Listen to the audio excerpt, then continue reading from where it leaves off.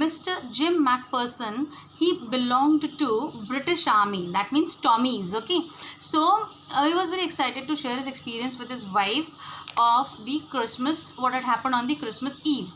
I should like to be able to tell you that we began it, but the truth I am ashamed to say is that Fritz began it. Means German soldiers, they began it. But what did they begin? First, someone saw a white flag waving from the trenches opposite. To wave a white flag means it's indicate that you surrender and you want peace. Okay, so someone from the German army waved the white flag and they wanted to have a talk with a British army.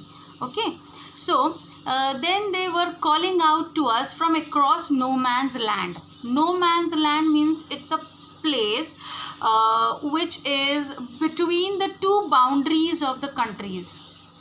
Okay, that means if this is no man's land, here from this boundary, German army or Germany's boundary begins, and from here the British army or Britishers boundary or limit, it begins. Okay, and this middle piece of the land is known as no man's land. Means that piece of land belongs to no one.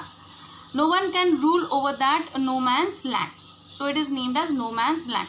So someone across the no man's land started calling out. Okay, what was that? Happy Christmas, Tommy. Happy Christmas means they were wishing British soldiers or Tommies Happy Christmas. Happy Christmas. When we had got over the surprise, some of us shouted back, same to you, Fritz. So these British soldiers, they were surprised that the opposite army was wishing Christmas to them. So in return, they also wished, same to you, Fritz, same to you. I thought that would be that. That would be that meant that was enough.